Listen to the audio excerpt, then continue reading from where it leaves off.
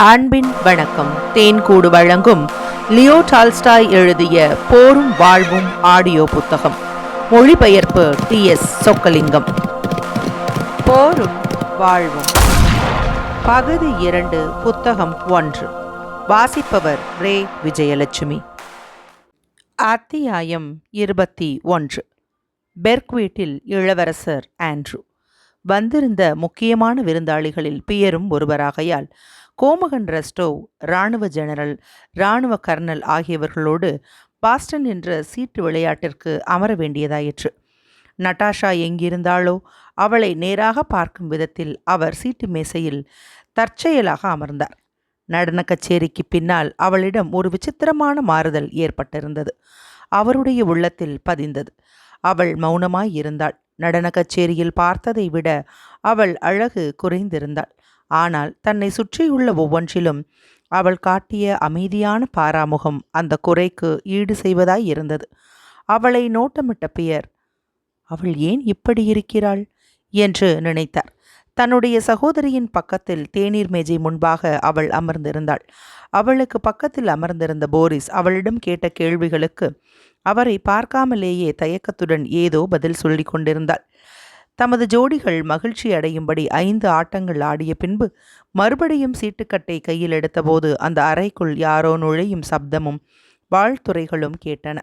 அதை பார்ப்பதற்காக பியர் நிமிர்ந்தபோது மறுபடியும் நட்டாஷாவை நோட்டமிட்டார்.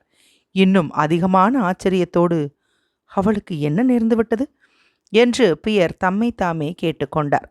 அவளுக்கு எதிராக இளவரசர் ஆண்ட்ரூ நின்று கொண்டிருந்தார்.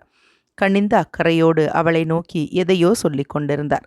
அவள் தனது தலையை உயர்த்தி அவரை ஏறிட்டு பார்த்து முகம் சிவந்தாள். அவளுக்கு வேகமாய் வந்து கொண்டிருந்த மூச்சை அடக்குவதற்கு அவள் முயற்சிப்பதாக தோன்றியது. அவளுடைய உள்ளத்தில் அழுத்தி வைக்கப்பட்டிருந்த பிரகாசமான உள்ளத்தின் ஜுவாலை மீண்டும் அவளுக்கு உள்ளாக பிரகாசிக்க ஆரம்பித்தது. அவள் பூராவாக மாறினாள். ஒரு சாதாரண அழகில்லாத பெண்ணாய் காணப்பட்ட அவள் அன்று நடன கச்சேரியில் எம்மாதிரி காணப்பட்டாளோ அதே மாதிரி மீண்டும் மாறினாள். இளவரசர் ஆண்ட்ரூ பியரிடம் போனார். தமது நண்பரின் முகத்தில் புதிய வாலிப தோற்றம் காணப்படுவதை பியர் கவனித்தார். அந்த சீட்டாட்டத்தின் போது பியர் பலமுறை இடம் மாறி உட்கார்ந்தார்.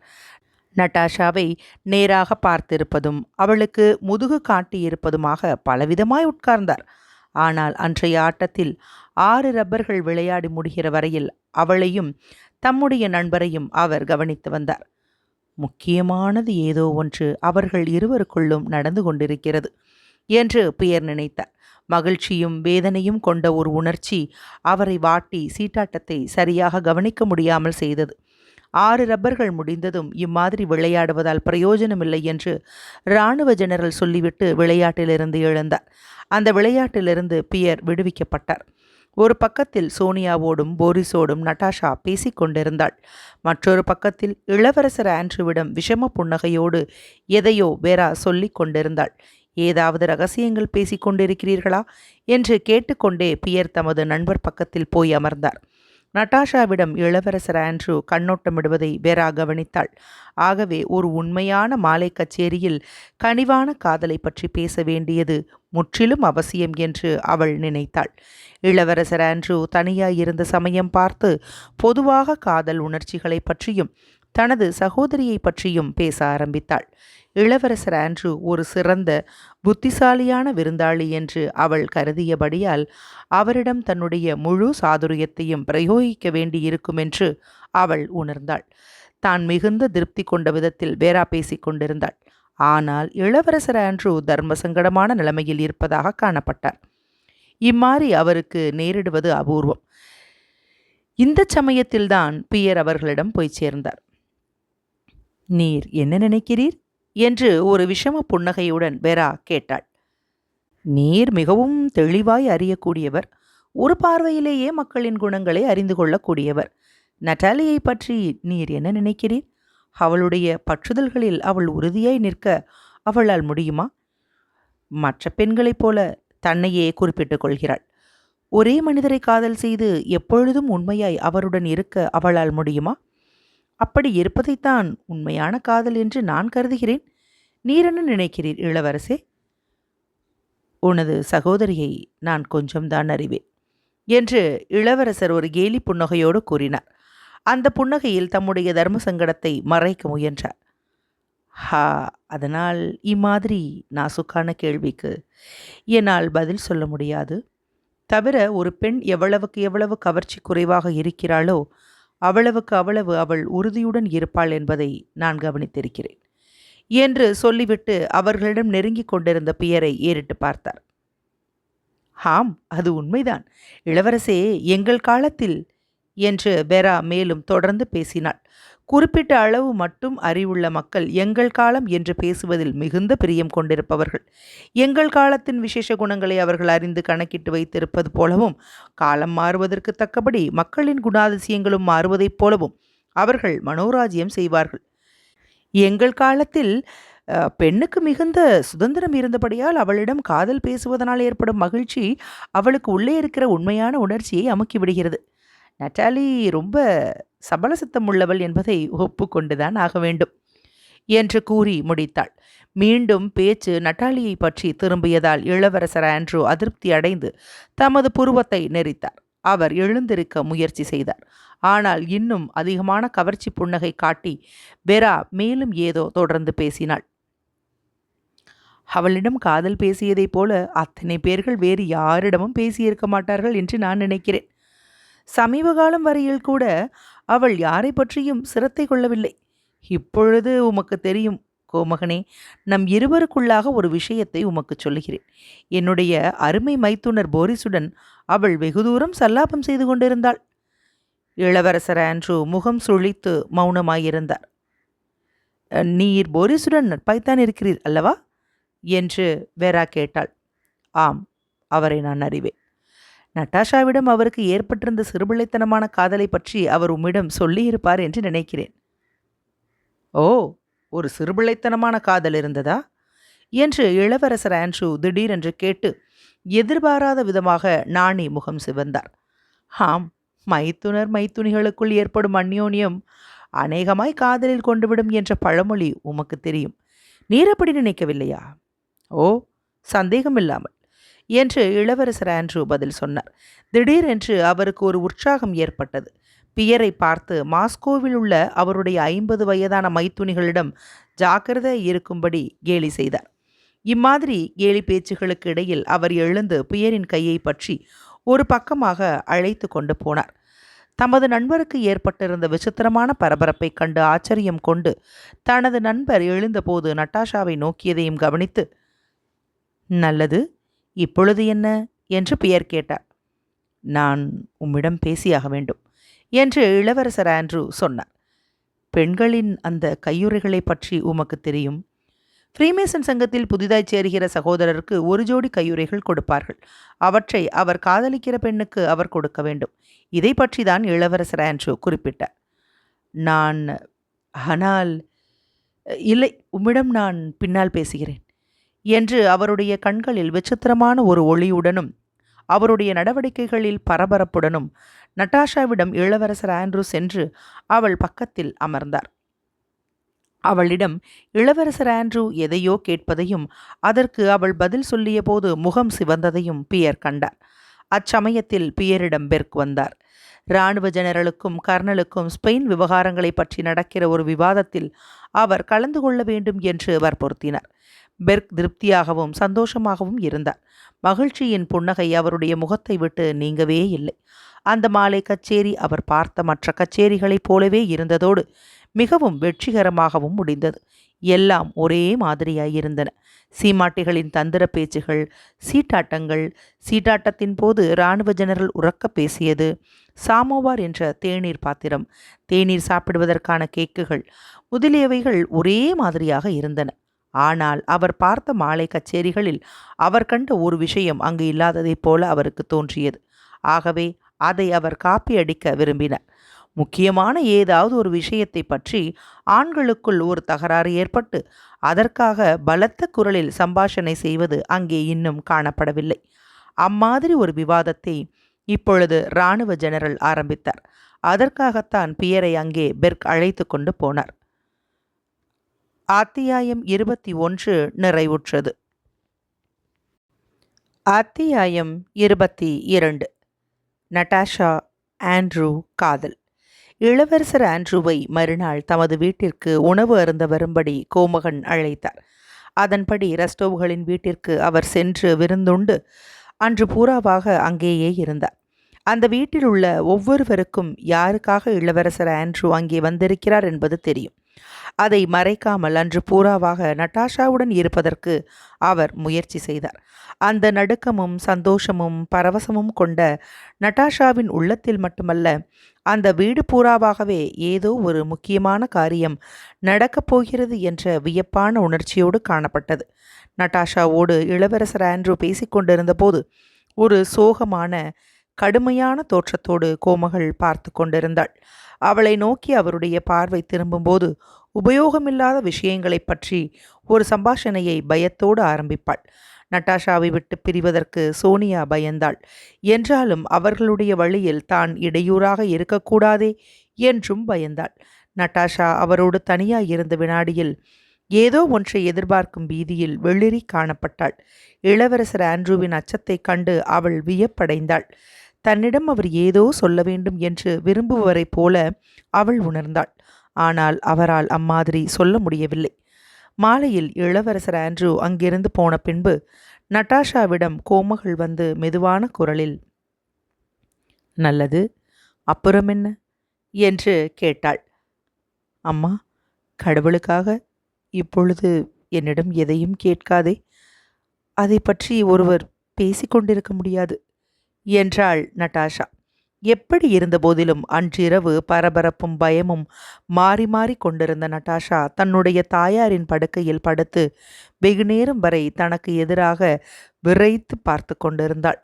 தன்னை அவர் எப்படி பாராட்டினார் என்றும், அவர் வெளிநாடுகளுக்கு போவதை பற்றி என்ன சொன்னார் என்றும், அடுத்த வசந்த காலத்தில் அவர்கள் எங்கே இருக்கப் போகிறார்கள் என்பதை கேட்டார் என்றும், போரிஸை பற்றி அவர் என்ன விதமாக கேட்டார் என்றும் அவள் தனது தாயிடம் கூறினாள். ஆனால் அம்மாதிரி அது அம்மாதிரி உணர்ச்சி பெருக்கு எனக்கு எப்பொழுதுமே ஏற்பட்டதில்லை. ஆனால் அவருடைய பிரசன்னத்தில் எனக்கு அச்சம் ஏற்படுகிறது. அவருடன் இருக்கும் பொழுது எப்பொழுதுமே எனக்கு அச்சமாயிருக்கிறது. அதற்கு என்ன அர்த்தம்? அது உண்மையான விஷயம் என்பதை அது காட்டுகிறதா? ஆமாவா? அம்மா, நீ தூங்கிவிட்டாயா என்று நட்டாஷா கேட்டாள். இல்லை என் அன்பே, நானே அச்சம் கொண்டிருக்கிறேன். இப்பொழுது நீ போகலாம் என்று தாயார் பதில் சொன்னாள். எப்படி இருந்தாலும் நான் தூங்கப் போவதில்லை. தூங்குவது என்ன அறிவீனம்? மா, அம்மா, அம்மாதிரி உணர்ச்சி எனக்கு எப்பொழுதுமே இதற்கு முன்னால் ஏற்பட்டதே இல்லை என்று அவள் சொன்னாள். அவளுக்கு ஏற்பட்டிருந்த உணர்ச்சியைக் கண்டு ஆச்சரியமும் பீதியும் கொண்டாள். இம்மாதிரி ஏற்படும் என்று எப்பொழுதாவது நாம் நினைத்ததுண்டா? நினைத்ததுதான் உண்டா? ஆட்ராட்னோ என்ற இடத்தில் முதல் தடவையாக இளவரசர் ஆண்ட்ரூவை தான் பார்த்தபோதே அவர் மீது தனக்கு காதல் பிறந்துவிட்டதாக நட்டாஷாவுக்கு தோன்றியது. அந்த மனிதரை தான் காதலிப்பது நிச்சயமானது என்று அவள் உறுதியாக நம்பினாள். அம்மாதிரி காதல் கொண்ட அவரை மீண்டும் சந்தித்து இந்த விசித்திரமான எதிர்பாராத மகிழ்ச்சியை தான் அடையப் போவதாக அவள் எதிர்பார்த்திருந்தாள் என்று தோன்றியது. நாங்கள் பீட்டர்ஸ்பர்க்கில் இருக்கும்போதே அவர் இங்கே வரவேண்டும் என்று அவருக்கு நேர்ந்தது. அதே மாதிரி அந்த நடன கச்சேரியில் நாங்கள் சந்திக்க வேண்டும் என்றும் நேர்ந்தது. அதுதான் விதி இந்த நிலைமைக்கு எல்லா காரியங்களையும் கொண்டு வந்து சேர்த்தது. நிச்சயமாக விதியின் வேலைதான். அதற்குள்ளாகவே அப்பொழுது அவரை நான் நேராக பார்த்தபோது ஏதோ ஒரு விசித்திரமான உணர்ச்சி எனக்கு உள்ளாக தோன்றியது. இன்னும் உன்னிடம் வேறு என்ன சொன்னார்? அவை என்ன கவிதைகள்? வாசித்து காட்டு, பார்க்கலாம் என்று அவளுடைய தாயார் நட்டாஷாவின் குறிப்பு புத்தகத்தில் இளவரசர் ஆண்ட்ரூ எழுதி வைத்திருந்த கவிதைகளை பற்றி சிந்தனையோடு கேட்டாள். அம்மா, அவர் மனைவியை இழந்தவராயிற்றே, அதனால் வெட்கப்பட வேண்டியது எதுவும் இல்லை அல்லவா? பேசாதே நட்டாஷா, கடவுளை பிரார்த்தனை செய். விவாகங்கள் எல்லாம் தேவலோகத்தில் முடிவு பெறுகின்றன என்று தாயார் சொன்னார். என் கண் போன்ற அம்மா, உன் மீது எனக்கு எவ்வளவு பிரியம் தெரியுமா? நான் எவ்வளவு சந்தோஷமாயிருக்கிறேன் தெரியுமா என்று நட்டாஷா கூச்சலிட்டு மகிழ்ச்சியாலும் பரபரப்பாலும் கண்ணீர் சொரிந்து தனது தாயாரை தழுவிக்கொண்டாள். அதே சமயத்தில் பியருடன் இளவரசர் ஆண்ட்ரூ அமர்ந்து நட்டாஷா மீது தமக்குள்ள காதலை பற்றியும் அவளை தமது மனைவியாக ஆக்கிக்கொள்ள தம்முடைய உறுதியான தீர்மானத்தை பற்றியும் சொல்லிக் கொண்டிருந்தார். அதே நாளில் தன்னுடைய வீட்டில் கோமகள் ஹெலன் ஒரு வரவேற்பு நடத்தினாள். பிரெஞ்சு சேனாதிபதி அங்கு வந்திருந்தார். சமீப காலத்தில் அவளை அடிக்கடி வந்து சந்திக்கும் ஒரு வெளிநாட்டு இளவரசரும் வேறு பல பிரசித்தி பெற்ற சீமாட்டிகளும் கணவான்களும் வந்திருந்தார்கள். மெத்தையிலிருந்து கீழே இறங்கிய பியர் அந்த அறைகளின் வழியாக நடந்து போனார். அவர் எதையோ நினைத்து கொண்டு சோர்வான தோற்றத்தோடு போனது ஒவ்வொருவர் உள்ளத்திலும் பதிந்தது. அந்த நடன கச்சேரிக்கு பின்னால் ஒரு பெரிய மனசோர்வு தம்மை பீடிக்கப் போவதாக அவர் உணர்ந்தார். அதை தடுப்பதற்கு அவர் பலமாக முயற்சி செய்தார். அந்த இளவரசரோடு தமது மனைவி அந்யோன்யமாக பழக ஆரம்பித்த பின்னால் ராஜசபையில் ஒரு அங்கத்தினராக அவர் எதிர்பாராதபடி நியமிக்கப்பட்டார். அதிலிருந்து ராஜசபை வட்டாரங்களில் கலந்து கொள்வதற்கு அவர் மிகுந்த சோர்வுடனும் அவமானப்பட்டவராகவும் காணப்பட்டார். மனித குணத்தின் தற்பெருமையினால் ஏற்படக்கூடிய கெடுதலான செய்கைகள் அவருடைய மனதில் அடிக்கடி முன்னை விட அதிகமாக தோன்றிக் கொண்டிருந்தன. அதே சமயத்தில் தம்முடைய அபிமான நட்டாஷாவுக்கும் இளவரசர் ஆண்ட்ரூவுக்கும் ஏற்பட்டுள்ள காதலோடு தம்முடைய சொந்த நிலைமையை ஒப்பிட்டபோது அவருடைய மனச்சோர்வு இன்னும் அதிகமாக பெருகியது. தம்முடைய மனைவியை பற்றியும் நட்டாஷாவையும் இளவரசர் ஆண்ட்ரூவையும் பற்றியும் சிந்திக்காமல் இருக்க அவர் முயற்சி செய்தார். அந்த நித்தியமாய் உள்ள பொருளோடு இவற்றையெல்லாம் ஒப்பிடும்போது இவையெல்லாம் அற்பமாக அவருக்கு மீண்டும் தோன்றின. எதற்காக இந்த கேள்விகள் எல்லாம் மீண்டும் தோன்றிக் கொண்டிருக்கின்றன என்று அவர் நினைத்தார். ஆகவே அவரை பயமுறுத்தி கொண்டிருந்த அந்த தீங்கான நினைப்புகளை விரட்டியடித்து விடலாம் என்று நம்பிக்கை கொண்டு இரவும் பகலுமாக ஃப்ரீமேசன் வேலைகளை செய்து வர ஆரம்பித்தார். கோமகளின் அறைகளில் இருந்து நடுநிசையில் அவர் வெளிப்பட்டு வந்த பின்பு தம்முடைய அறையில் ஒரு கசங்கிய கவுனை அணிந்து கொண்டு ஸ்காட்லாந்து ஃப்ரீமேசன் சங்கத்தின் விதிகளை எழுதி கொண்டிருந்தார். அவருடைய அறையில் புகையிலையின் புகை மண்டி இருந்தது. அச்சமயம் ஒருவர் உள்ளே வந்தார். அவர்தான் இளவரசர் ஆண்ட்ரூ. "ஹா, நீர்தானா?" என்று பராக்கு புத்தியோடு திருப்தியடைந்த குரலில் அவர் கேட்டார். "நான் இந்த வேலையை செய்து கொண்டிருக்கிறேன், நீரே பாரும்" என்று தம்முடைய புத்தகத்தை காட்டிச் சொன்னார். வாழ்க்கையில் உள்ள தீங்குகளிலிருந்து தப்பித்து கொள்ள மகிழ்ச்சியற்ற மக்கள் தங்கள் வேலைகளை எப்படி கவனிப்பார்களோ அம்மாதிரி அவருடைய பேச்சு இருந்தது. புத்துணர்ச்சி பெற்ற வாழ்க்கையில் மகிழ்ச்சியும் இன்ப வெள்ளமும் கலந்த தோற்றத்தோடு பியர் முன்பாக இளவரசர் ஆண்ட்ரூ நின்றார். அவருடைய சோகமான தோற்றத்தை கவனிக்காமல் தம்முடைய மகிழ்ச்சியின் பெருமை கொண்ட புன்சிரிப்பை அவரிடம் வீசினார். "நல்லது என் அன்பார்ந்த உள்ளமே, நான் நேற்றே உம்மிடம் சொல்ல விரும்பினேன். அதை சொல்லுவதற்காக இன்று வந்திருக்கிறேன். இம்மாதிரி உணர்ச்சியை நான் இதற்கு முன்னால் அனுபவித்ததே இல்லை. நான் நான் காதல் கொண்டிருக்கிறேன் என் நண்பரே" என்று கூறினார். திடீரென்று பியர் ஒரு ஆழ்ந்த பெருமூச்சு விட்டு தம்முடைய பருத்த சரீரத்தோடு இளவரசர் ஆண்ட்ரூவின் பக்கத்தில் சோஃபாவில் அமர்ந்தார். "நட்டாஷா ரஸ்டாவோவுடன் தானே காதல் கொண்டிருக்கிறீர்?" "அப்படித்தானே?" என்று பியர் கேட்டார். "ஆமாம் ஆமாம், வேறு யாராயிருக்க முடியும்? நான் அதை நம்பியிருக்க மாட்டேன். ஆனால் என்னை விட இந்த உணர்ச்சி பலமானதாய் இருக்கிறது. நேற்று என்னையே நான் வாதனை செய்து கொண்டு கஷ்டப்பட்டு கொண்டிருந்தேன். இந்த உலகத்தில் வேறு எதற்காகவும் அந்த வாதனையை நான் மாற்றிக்கொள்ள மாட்டேன். இதுவரை வாழ்க்கையை நான் வாழ்ந்ததில்லை. கடைசியாக இப்பொழுது நான் வாழ்கிறேன். ஆனால் அவள் இல்லாமல் நான் வாழ முடியாது. ஆனால் அவள் என்னை காதலிப்பாளா? அவளுக்கு நான் ரொம்ப வயதில் மூத்தவன். நீர் ஏன் பேசாமல் இருக்கிறீர்?" நானா? நான் உம்மிடம் என்ன சொன்னேன்?" என்று பியர் திடீரென்று சொல்லி அங்கிருந்து எழுந்து அந்த அறையில் மேலும் கீழும் உலாவ ஆரம்பித்தார். "அந்த பெண் அப்பேற்பட்ட பொக்கிஷம். அவள் ஒரு அபூர்வமான பெண். எனது அன்புள்ள நண்பரை, நான் உம்மை கெஞ்சி கேட்டுக்கொள்கிறேன். நீர் வேதாந்தம் பேச வேண்டாம், சந்தேகம் கொள்ள வேண்டாம். அவளை நீர் விவாகம் விவாகம் விவாகம் செய்து கொள்ளும்.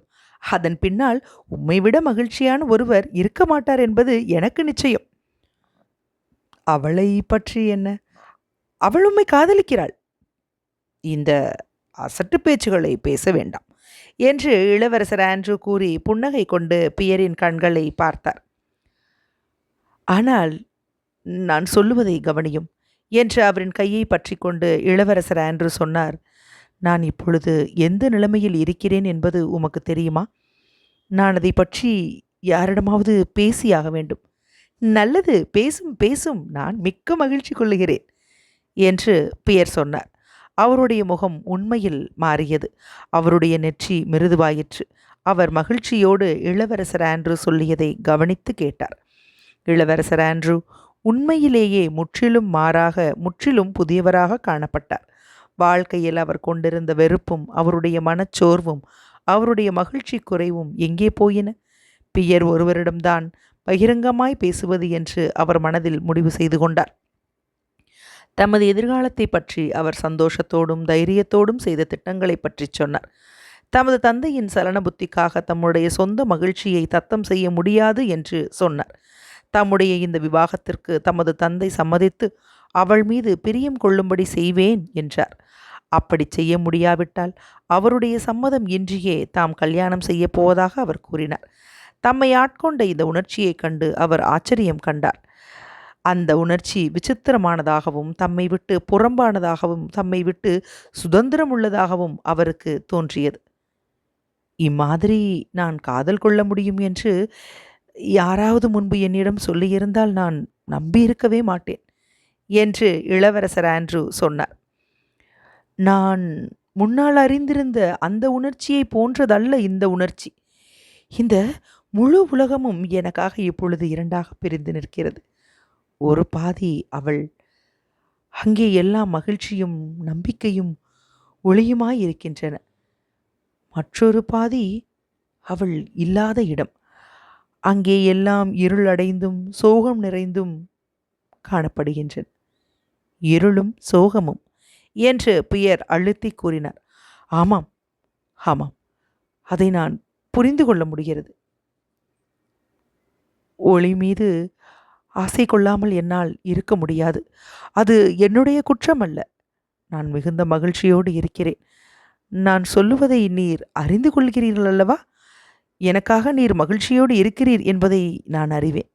ஆமாம், ஆமாம் என்று பியர் சம்மதித்து தம்முடைய நண்பரை அன்பும் சோகமும் கொண்ட கண்களோடு பார்த்தார்.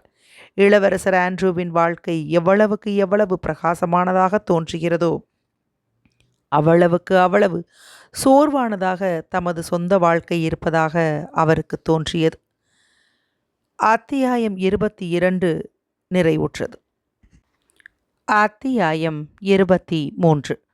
ஆண்ட்ரூ நட்டாஷா விவாக நிச்சயம். இளவரசர் ஆண்ட்ரூ தமது விவாகத்திற்கு தந்தையின் சம்மதத்தை பெற வேண்டியது அவசியமாய் இருந்தது. இதை பெறுவதற்காக அவர் மறுநாள் கிராமத்திற்கு புறப்பட்டு போனார். தமது குமாரர் கூறியதை வெளிப்பார்வையில் அமைதியோடும் ஆனால் மனதிலே கோபத்தோடும் அவருடைய தந்தை கவனித்து கேட்டார். அவருடைய வாழ்க்கை அநேகமாக முடிந்து கொண்டிருக்கும் போது அந்த வாழ்க்கையில் புதிதாக எதையோ ஒன்றை கொண்டு வந்து சேர்க்கவோ அல்லது அதை மாற்றவோ ஒருவர் எப்படி விரும்ப முடியும் என்பதை அவரால் புரிந்து கொள்ள முடியவில்லை. நான் சாகிற வரையில் என் இஷ்டப்படி இருக்க அவர்கள் என்னை விட்டுவிட்டால் அதற்கு பின்னால் என்ன இஷ்டமோ அதை அவர்கள் செய்து கொண்டு போகட்டும் என்று அந்த வயோதிகர் நினைத்தார். என்றாலும் அவர் குமாரருடன் பேசிய போது அமைதியான தொனியுடன் முழு விஷயத்தையும் நன்றாக விவாதித்தார்.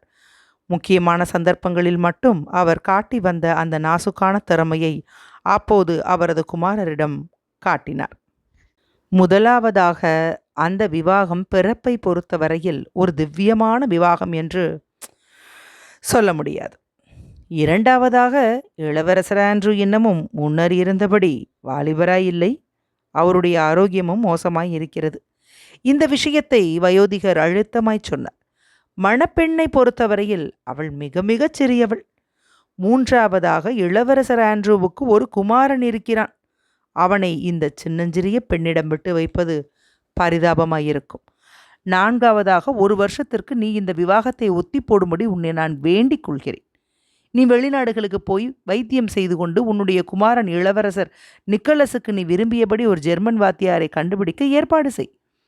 அப்புறம் உன்னுடைய காதலோ அல்லது ஆசையோ பிடிவாதமோ நீ எப்படி அழைத்தாலும் சரி, இன்னமும் அது பெரிதாக நீடித்திருக்குமானால் நீ விவாகம் செய்து கொள்.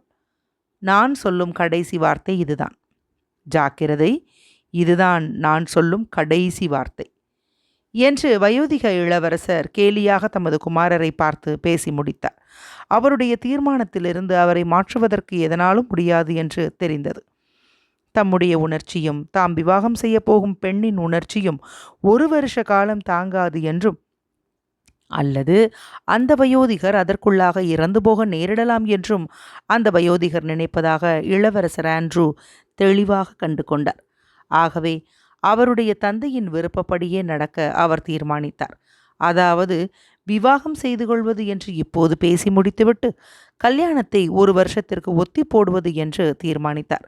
ரஸ்டோவ்களோடு அவர் கடைசியாக இருந்த மாலைக்கு பின்னால் 3 வாரங்களுக்கு அப்புறம் இளவரசர் ஆண்ட்ரூ பீட்டர்ஸ்பர்க்கிற்கு திரும்பினார். அடுத்த நாள் தன்னுடைய தாயாரோடு பேசிய பின்பு அன்று நாள் பூராவாக போல்கான்ஸ்கி வருவார் என்று நட்டாஷா எதிர்பார்த்து கொண்டிருந்தாள்.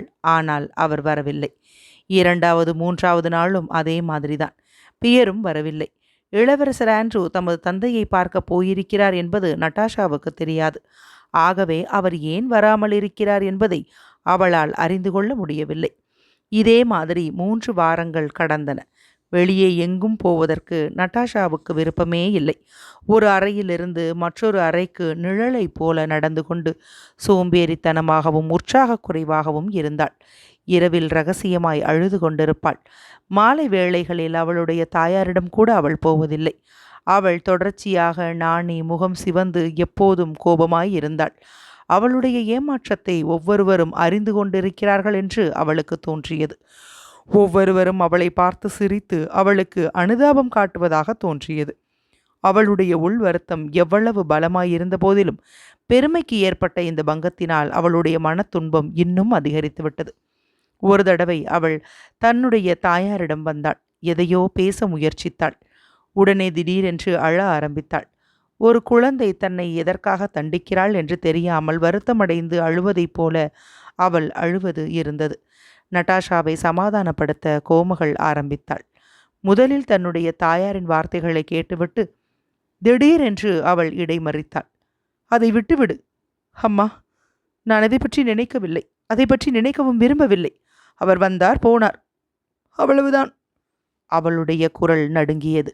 அநேகமாய் கூச்சலிட ஆரம்பித்தாள். ஆனால் உடனே தன்னை சமாளித்து கொண்டு மெதுவாக பேசினாள். நான் விவாகம் செய்து கொள்ளவே விரும்பவில்லை. அவரை பற்றி எனக்கு அச்சமாயிருக்கிறது. இப்போது அமைதியாகவும் சந்தோஷமாகவும் ஆகிவிட்டேன். இந்த சம்பாஷணைகளுக்கு பிறகு மறுநாள் நட்டாஷா ஒரு பழைய ஆடையை அணிந்து கொண்டிருந்தாள். காலை வேளைகளில் அதை அணிந்தால்தான் மனோகரமாயிருக்கும் என்பது அவளுடைய நினைப்பு. அந்த நாள் முதல் அவள் மீண்டும் பழைய வழியில் வாழ்க்கையை தொடங்கினாள். கடந்த நடன கச்சேரிக்கு பின்னால் அந்த பழைய வாழ்க்கையை அவள் விட்டு வைத்திருந்தாள். அன்று காலையில் தேநீர் பருகிய பின்பு அவள் நடன மண்டபத்துக்கு போனாள். அங்கே இருந்த பலமான எதிரொலி அமைப்பை அவள் மிகவும் விரும்பினாள். அவள் பாட்டு பாட ஆரம்பித்தாள். முதல் பாட்டை அவள் முடித்ததும் அறையின் மத்தியில் அசையாமல் நின்று தனக்கு பிடித்தமான பாட்டுகளை மீண்டும் பாட ஆரம்பித்தாள். அவள் மகிழ்ச்சியோடு தனது குரலை கேட்டுக்கொண்டிருந்தாள். அம்மாதிரி மகிழ்ச்சி ஏற்படும் என்பதை அவள் எதிர்பார்க்காதது போல காணப்பட்டாள். அவளுடைய குரல் அங்கே எதிரொலித்து அந்த காலியாயிருந்த மண்டபம் முழுவதும் நிரம்பி மெதுவாக தணிந்து மறைந்து போயிற்று. உடனே அவள் மகிழ்ச்சி கொண்டாள். அதை பற்றி அவ்வளவு பிரமாதமாக நினைப்பதானால் என்ன நன்மை ஏற்பட போகிறது? இப்பொழுதுள்ள வாழ்க்கையும் இனிமையாய்த்தான் இருக்கிறது என்று தனக்குள்ளேயே தனக்கு தானேயே சொல்லிக்கொண்டு அந்த அறையில் மேலும் கீழும் நடக்க ஆரம்பித்தாள். மரத்தள வரிசையுள்ள அந்த தளத்தில் சாதாரணமாக அவள் நடக்கவில்லை. ஒவ்வொரு அடியையும் குதிங்காலில் இருந்து பாதத்தின் நுனி வரை வைத்து நன்றாக அழுத்தி நடந்தாள். அவளுடைய புதிய பிரியமான ஜோடுகளை அணிந்திருந்தாள். தன்னுடைய சங்கீதத்தில் அவள் மகிழ்ச்சி கொண்ட மாதிரியே அந்த குதிங்கால்கள் கீழே படும்போது ஏற்பட்ட சப்தத்தையும் அந்த பாத நுனிகள் ஏற்படுத்திய கிரீச் சப்தத்தையும் அவள் கவனித்து மகிழ்ச்சி கொண்டாள். ஒரு நிலை கண்ணாடியின் பக்கமாக போன போது அந்த கண்ணாடிக்குள் நோட்டமிட்டாள். அதோ அதுதான் நான் என்று அவள் தனது உருவத்தை பார்த்ததும் சொல்வது போல அவள் முகம் தோன்றியது. நல்லது, ரொம்ப அழகாய்த்தான் இருக்கிறேன் எனக்கு வேறு ஒருவரும் தேவையில்லை.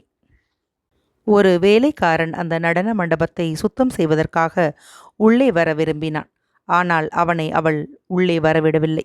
அவனை வரவிடாமல் கதவை சாத்திவிட்டு மீண்டும் நடக்க ஆரம்பித்தாள்.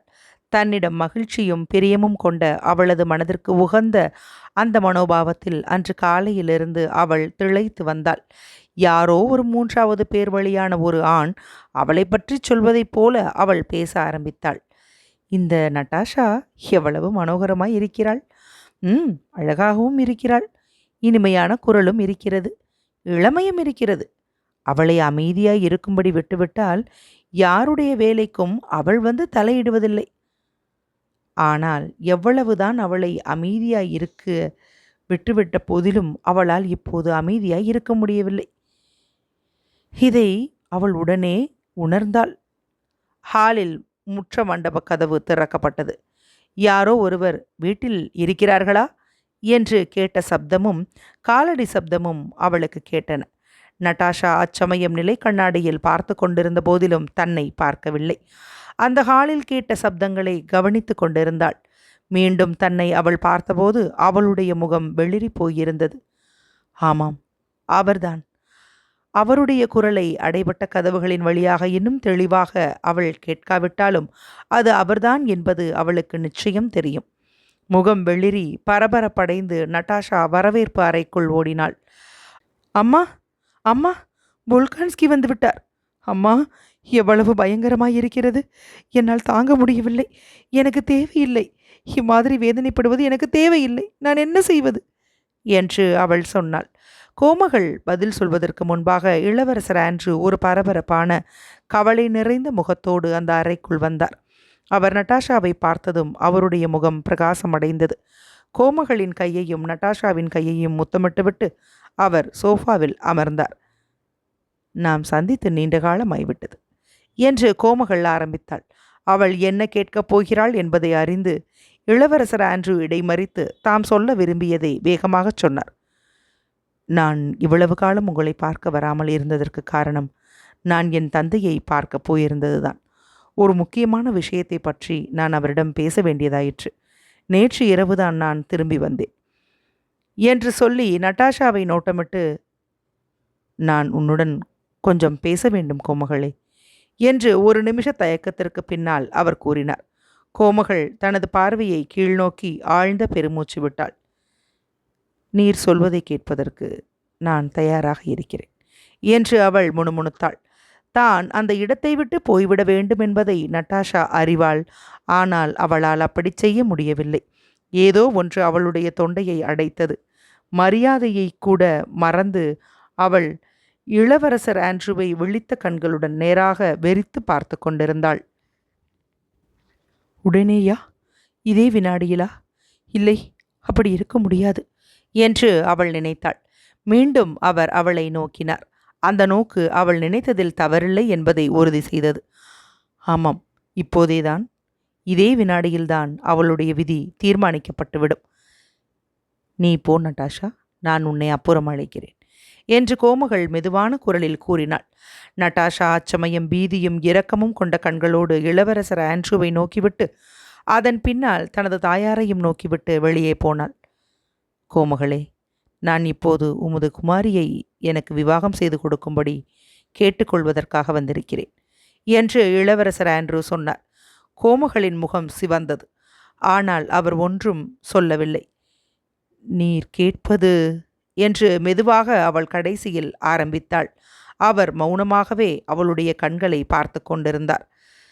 நீர் கேட்பது, அவள் மனக்குழப்பமடைந்தாள். நீர் கேட்பது எங்களுக்கு மிகவும் பிடித்தமானதாய் இருக்கிறது. நீர் கேட்பதை நான் ஒப்புக்கொள்கிறேன். நான் மகிழ்ச்சி அடைகிறேன். எனது கணவரும் அப்படியே என்று நம்புகிறேன். ஆனால் இவையெல்லாம் அவளை பொறுத்துதான் இருக்கிறது. உன்னுடைய சம்மதம் கிடைத்த பின்பு நான் அவளிடம் பேசுகிறேன். உன்னுடைய சம்மதத்தை எனக்கு கொடுப்பாயா என்று இளவரசர் ஆண்ட்ரூ கேட்டார். ஆமாம் என்று கோமகள் பதிலளித்தாள். அவள் தன் கையை அவரிடம் நீட்டினாள். அச்சமயம் கவலையும் கனிவும் கலந்த ஏதோ ஒரு விதமான உணர்ச்சியோடு தன்னுடைய உதடுகளை அவருடைய நெற்றியில் அழுத்தி முத்தமிட்டாள். அதே சமயம் அவர் குனிந்து அவளுடைய கைகளை முத்தமிட்டார். அவரை தனது குமாரனைப் போல நேசிக்க வேண்டுமென்று அவள் விரும்பினாள். ஆனால் அவர் அந்நியரைப் போலவும் ரொம்ப பயங்கரமானவரைப் போலவும் அவளுக்கு தோன்றினார். என்னுடைய கணவர் நிச்சயமாக சம்மதிப்பார் என்பது எனக்கு தெரியும். ஆனால் உம்முடைய தந்தை என்று கோமகள் கேட்டாள். என்னுடைய தந்தையிடம் என்னுடைய நோக்கத்தை சொல்லியபோது ஒரு நிபந்தனையின் பேரில் எனக்கு சம்மதம் கொடுத்தார். 1 வருஷத்திற்கு இடையில் கல்யாணம் நடக்கக்கூடாது என்று நிபந்தனை விதிக்கிறார். இதை உன்னிடம் தெரிவிக்க விரும்பினேன் என்று இளவரசர் ஆண்ட்ரூ சொன்னார். நட்டாஷா இன்னமும் சிறியவளாய் இருக்கிறாள் என்பது உண்மை. ஆனால் அவ்வளவு காலம் ஆக வேண்டுமா? அதை தவிர்க்க முடியாது என்று பெருமூச்சோடு இளவரசர் ஆண்ட்ரூ சொன்னார். நான் அவளை உம்மிடம் அனுப்புகிறேன் என்று கோமகள் சொல்லிவிட்டு அந்த அறையை விட்டு போனாள். கடவுளே, எங்கள் மீது கருணை காட்டும் என்று அவள் திரும்ப திரும்ப சொல்லிக்கொண்டே தனது குமாரியை தேடிக்கொண்டு போனாள். நட்டாஷா அவளுடைய படுக்கை அறையில் இருப்பதாக சோனியா சொன்னாள். படுக்கை மீது நட்டாஷா அமர்ந்து வெளிரிய முகத்தோடும் உலர்ந்த கண்களோடும் அங்கிருந்த தெய்வ சிலைகளை உற்று நோக்கி எதையோ சொல்லிக்கொண்டு வேகமாக தனக்குத்தானே சிலுவை குறி காட்டிக் கொண்டிருந்தாள். தன்னுடைய தாயாரை பார்த்ததும் அவளிடம் பறந்து வந்தாள். நல்லது அம்மா, நல்லது. நீ இப்போது அவரிடம் போ. அவர் உன்னை விவாகம் செய்து கொள்ள வேண்டுமென்று கேட்கிறார் என்று கோமகள் உற்சாகமில்லாமல் சொல்லியதாக நட்டாஷாவுக்கு தோன்றியது. போ, நீ போ என்று தாயார் சோகத்தோடும் கண்டனத்தோடும் ஒரு ஆழ்ந்த பெருமூச்சோடும் சொல்லிக் கொண்டிருந்தபோது அவளுடைய குமாரி அங்கிருந்து ஓடிப்போனாள். தான் எம்மாதிரி அந்த வரவேற்பு அறைக்குள் நுழைந்தாள் என்பதை நட்டாஷாவால் ஞாபகப்படுத்தி கொள்ள முடியவில்லை. அவள் உள்ளே வந்து அவரை பார்த்ததும் தயங்கி நின்றாள். இந்த அந்நியர் இப்போது எனக்கு எல்லாமாக ஆய்விடுவது சாத்தியமா என்று தன்னையே கேட்டுக்கொண்டு தானே அதற்கு பதிலும் சொன்னாள். அதாவது, ஆமாம், எல்லாம் அவர்தான். இந்த உலகத்தில் வேறு எதையும் விட அவர் ஒருவர்தான் எனக்கு அன்பிலும் அன்பானவர். இளவரசர் ஆண்ட்ரூ கீழே பார்த்து கொண்டே அவளிடம் வந்தார். நான் உன்னை பார்த்த முதலாவது வினாடியிலேயே உன் மீது காதல் கொண்டேன். எனக்கு நம்பிக்கை கொடுப்பாயா? அவர் அவளை பார்த்தார். அவளுடைய முகத்தில் காணப்பட்ட முக்கியமான உணர்ச்சி ததும்பும் தோற்றம் அவர் மனதை கவர்ந்தது. அவளுடைய முகம் சொல்லியது, ஏன் கேட்கிறீர்? உமக்கு தெரிந்த விஷயத்தை பற்றி ஏன் சந்தேகப்படுகிறீர்? ஒருவரின் உணர்ச்சிகளை வார்த்தைகளால் வெளியிட முடியாமல் இருக்கும்போது எதற்காக பேசுகிறீர்? அவள் அவரிடம் நெருங்கி வந்து நின்றாள். அவர் அவளுடைய கையை பற்றி முத்தமிட்டார். நீ என் மீது காதல் கொண்டிருக்கிறாயா? ஆமாம், ஆமாம் என்று நட்டாஷா எரிச்சலோடு இருப்பவளைப் போல முணங்கினாள். அதன் பின்னால் அவள் சப்தமிட்டு பெருமூச்சு விட்டாள். பின்னால் வேகமாக மூச்சு விட ஆரம்பித்து தேம்பி தேம்பி அழ ஆரம்பித்தாள். இது இது என்ன என்ன சமாச்சாரம்? ஓ, நான் எவ்வளவு சந்தோஷமாய் இருக்கிறேன் என்று தனது அழுகைக்கிடையில் புன்சிரிப்பு கொண்டு அவரிடம் கூறி அவர் முன்பாக குனிந்து நெருங்கி நின்றாள். ஒரு வினாடி அவள் தயங்கி தான் அதை செய்யலாமா என்று தன்னையே கேட்டுவிட்டு அதன் பின்னால் அவரை முத்தமிட்டாள். இளவரசர் ஆண்ட்ரூ அவளுடைய கைகளை பற்றி அவளுடைய கண்களை பார்த்தார். அவள் மீது தமக்கு இருந்த முன்னைய காதலை இப்போது அவருடைய உள்ளத்தில் அவரால் காண முடியவில்லை. அவருள் ஏதோ ஒன்று திடீரென்று மாறியது. முன்னைய கவித்துவமும் இரகசிய மனோகரமும் கொண்ட அந்த ஆசையை இப்போது காண முடியவில்லை. ஆனால் அவளுடைய பெண் தன்மையையும் குழந்தைத்தனமான சுவாபத்தையும் கண்டு அவருக்கு பரிதாபம் தோன்றியது. தம்மீது அவளுக்குள்ள பக்தியையும் நம்பிக்கையையும் கண்டு அவர் பீதியடைந்தார். அவளுக்கு தாம் இனி எப்பொழுதும் செய்ய வேண்டிய கடமையில் கட்டுப்பட்டிருப்பதை அவர் நினைத்து மனபாரமும் ஆனால் மகிழ்ச்சியும் கொண்டார். இப்போதுள்ள உணர்ச்சி முன்பு இருந்ததைப் போல பிரகாசமாய் இல்லாவிட்டாலும் கவித்துவமாய் இல்லாவிட்டாலும் மிகுந்த பலமானதாகவும் முக்கியமானதாகவும் இருந்தது. 1 வருஷத்திற்கு அதை செய்து கொள்ள முடியாது என்பதை உன்னுடைய தாயார் உனக்கு சொன்னாளா என்று இளவரசர் ஆண்ட்ரூ அவளுடைய கண்களை பார்த்து கொண்டு கேட்டார். ஒரு சின்னஞ்சிறிய குழந்தை என்று எல்லோரும் என்னை அழைக்கிறார்கள். அப்பேற்பட்ட நான் இந்த விசித்திரமான மனம் கவர்ந்த புத்திசாலியான மனிதருக்கு மனைவியாகவும் சமத்துவமாகவும் இருக்கப் போவது சாத்தியம்தானா? என்னுடைய தந்தை கூட அவரிடம் ஆலோசனை கேட்கக்கூடிய விதத்தில் அவர் இருக்கிறார். இது உண்மையானதா இருக்க முடியுமா? இப்போது நான் வயதை அடைந்து விட்டேன் என்பதும் இனிமேல் வாழ்க்கையோடு விளையாடுவது என்பது கிடையாது என்பதும் என்னுடைய ஒவ்வொரு வார்த்தைக்கும் ஒவ்வொரு செய்கைக்கும் உண்டான பொறுப்பு என் மீது சுமந்திருக்கிறது என்பதும் உண்மையானதா இருக்க முடியுமா? ஆமாம். ஆனால் அவர் என்னிடம் என்ன கேட்டார் என்று நட்டாஷா தனக்குள் நினைத்து கொண்டிருந்தாள். இல்லை என்று அவள் பதிலளித்தாள். ஆனால் அவருடைய கேள்வி என்ன என்பதை அவள் அறிந்து கொள்ளவில்லை. என்னை மன்னிப்பாயாக. நீ மிகவும் சிறியவளாய் இருக்கிறாய். நான் வாழ்க்கையில் எவ்வளவோ அனுபவம் அடைந்து விட்டேன். உனக்காக நான் அச்சம் கொள்கிறேன். ஏனெனில் உன்னை பற்றி உனக்கே இன்னும் தெரியாது என்று அவர் சொன்னார். ஒரு மனநிலையோடு நட்டாஷா அதை கவனித்து கேட்டாள். அவள் அவருடைய வார்த்தையின் அர்த்தங்களை அறிந்து கொள்ள முயற்சித்தாள். ஆனால் அவளால் முடியவில்லை.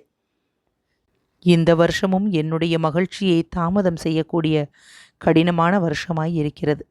ஆனால் உன்னை பற்றி நீ நிச்சயமாய் தெரிந்து கொள்வதற்கு அது உனக்கு போதுமான அவகாசம் கொடுக்கும். இன்னும் 1 வருஷத்தில் என்னை மகிழ்ச்சியாய் இருக்கும்படி நீ என்னை செய்ய வேண்டும் என்று உன்னை கேட்டுக்கொள்கிறேன். ஆனால் உனக்கு பூரண சுதந்திரம் உண்டு. நம் நிச்சயதார்த்தம் இரகசியமாய் இருக்கட்டும். என்னை நீ காதலிக்கவில்லை என்று எப்போதாவது கண்டுகொள்வாயானால், அல்லது வேறு யாரையாவது நீ காதலிப்பதாய் உனக்கு தோன்றினால், உனக்கு சுதந்திரம் கொடுப்பதற்காக நம் நிச்சயதார்த்தம் இரகசியமாயிருக்கட்டும் என்று இளவரசர் ஆண்ட்ரூ செயற்கை புன்னகையோடு பேசினார். நீர் ஏன் அப்படி பேசுகிறீர் என்று நட்டாஷா இடைமறித்தாள். ஆட்ராட்னோ என்ற இடத்திற்கு நீர் வந்த முதல் நாள் அன்றே நான் உம்மீது காதல் கொண்டு விட்டேன் என்பதை நீர் அறிவீர் என்று தான் உண்மையையே பேசுவதாக பூரண நம்பிக்கை கொண்டு அவள் இறைந்து கூறினாள். இன்னும் 1 வருஷத்தில் நீ உன்னை பற்றி அறிந்து கொள்வாய். ஒரு முழு வருஷமா என்று நட்டாஷா திடீரென்று அதை மீண்டும் கூறினாள். இப்போதுதான் தன்னுடைய விவாகம் 1 வருஷத்திற்கு ஒத்தி போடப்பட்டிருக்கிறது என்ற விஷயத்தை அவள் அறியலானாள். ஆனால் ஏன் 1 வருஷம்? எதற்காக 1 வருஷம்? இந்த தாமதத்திற்கான காரணங்களை இளவரசர் ஆண்ட்ரூ விளக்கி கூற ஆரம்பித்தார். நட்டாஷா அவர் பேசுவதை கவனிக்கவில்லை. அதை தவிர்க்க முடியாதா என்று அவள் கேட்டாள். இளவரசர் ஆண்ட்ரூ பதில் சொல்லவில்லை. ஆனால் அவருடைய முகம் அந்த தீர்மானத்தை மாற்ற முடியாது என்ற தோற்றத்தை காட்டியது. அது ரொம்ப பயங்கரம், அது ரொம்ப ரொம்ப பயங்கரம் என்று நட்டாஷா திடீரென்று கூச்சலிட்டு தேம்பி தேம்பி அழ ஆரம்பித்தாள். 1 வருஷம் காத்து கொண்டிருப்பதென்றால் நான் செத்து போக வேண்டியதுதான். அது முடியாத காரியம், அது பயங்கரமான விஷயம் என்று அவள் சொல்லி தனது காதலரின் முகத்தை பார்த்தாள். அந்த முகத்தில் ஒரு இரக்கமும் கலக்கமும் காணப்படுவதை கண்டாள். இல்லை இல்லை, நான் என்ன வேண்டுமானாலும் செய்கிறேன். நான் மிகுந்த சந்தோஷமாய் இருக்கிறேன் என்று கூறி தன்னுடைய கண்ணீரை திடீரென்று நிறுத்தினாள். தந்தையும் தாயும் அந்த அறைக்குள் வந்து அந்த நிச்சயதார்த்தமான ஜோடிகளை ஆசீர்வதித்தார்கள். அந்த நாளிலிருந்து ரஸ்டோவ்களின் வீட்டிற்கு நட்டாஷாவுக்கு நிச்சயதார்த்தமான காதலர் என்ற முறையில் இளவரசர் ஆண்ட்ரூ அடிக்கடி வர ஆரம்பித்தார். அத்தியாயம் 23 நிறைவடைந்தது.